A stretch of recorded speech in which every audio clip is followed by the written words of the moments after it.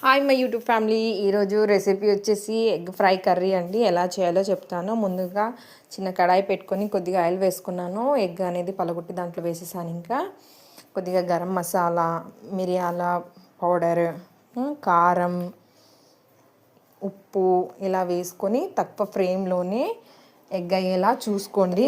తక్కువ ఫ్లేమ్లోనే ఎగ్ బాగా ఫ్రై అయ్యేలా చూసుకోండి, లేకపోతే ఎగ్ మాడిపోతుంది. ఎగ్ అయిపోయాక బాగా ఎగ్ అనేది అయిపోయాక పక్కన పెట్టుకోండి.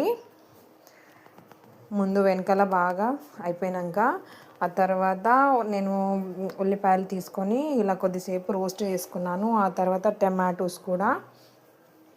టమాటాలు తర్వాత జీడిపప్పు చూసారు కదా, జీడిపప్పు వేసుకున్నాను కూడా. కొద్దిసేపు దాన్ని కూడా ఇలానే తక్కువ ఫ్లేమ్లో ఫ్రై చేసుకోండి. కొద్దిగా ఫ్రై అయితే చాలు. దాంట్లో కొద్దిగా ఆయిల్ వేసుకున్నాను నేను చిన్నగా కుక్కర్లో. ఆ జీడిపప్పు అనేది నేను గ్రైండ్ చేసుకున్నాను. టమాటా, జీడిపప్పు, ఉల్లిపాయలు ఉన్నాయి కదా, అది నేను గ్రైండ్ చేసుకొని తర్వాత ఈ కుక్కర్లో ఇలా గరం మసాలాలు అన్నీ వేస్తున్నాను. కొన్ని ఉల్లిపాయలు కోసుకొని చిన్న చిన్నగా కొద్దిసేపు దీన్ని తక్కువ ఫ్లేమ్లో ఫ్రై చేయండి. కలర్ చేంజ్ అయ్యే వరకు ఇలా బ్రౌన్ కలర్ వస్తే చాలు. తర్వాత అల్లం వెల్లిగడ్డ పేస్ట్ బాగా ఫ్రై అయ్యేలా చూసుకోండి. అల్లం వెల్లిగడ్డ టేస్ట్ బాగుంటుంది.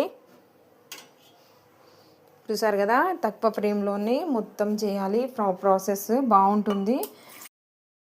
ఆ తర్వాత మనము గ్రైండర్ చేసుకున్న టమాటాలు, ఉల్లిపాయలు, జీడిపప్పు ఉంది కదా, దీంట్లో యాడ్ చేసి తగినంత పసుపు, ఉప్పు, కారం ఇలా వేసుకొని బాగా కలుపుకోండి. తక్కువ ఫ్లేమ్లోనే మన ఈ మసాలా అనేది బాగా ఫ్రై అయ్యి బాగా రోస్ట్ అయిందనుకోండి, టేస్ట్ బాగుంటుంది.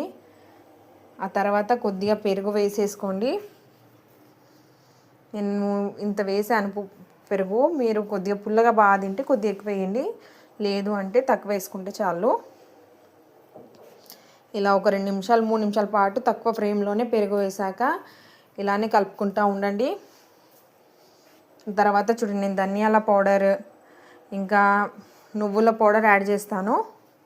నేను అన్ని పౌడర్లు ఇలా ఇంట్లోనే తెచ్చుకొని అవి స్టోర్ చేసుకొని పెట్టుకుంటానండి. నేను బయటే తీసుకురాను. మన ధనియాలది కూడా తీసుకొచ్చిన ఇంట్లోనే గ్రైండర్ చేసుకుంటాను. నువ్వులైనా సరే బయట పౌడర్స్ తీసుకొచ్చి ఇంట్లో యూస్ చేయను. 2-3 మన పుదీనా వేసాను. ఆ తర్వాత ఎగ్ కొద్దిగా లైట్గా ఇట్లా పైనుంచి తీసి పచ్చిమిరపకాయలు 2-3 ఇలా పెట్టేసి మూత పెట్టేశారనుకోండి, ఆ ఎగ్స్ కొద్దిగా ఇంకా అయ్యి టేస్ట్ బాగుంటుంది కర్రీలో. చూసారు కదా, ఎగ్స్ కూడా మంచిగా అయిపోయాయి కదా, కర్రీ బాగుంటుంది. ట్రై చేయండి ఇంట్లో.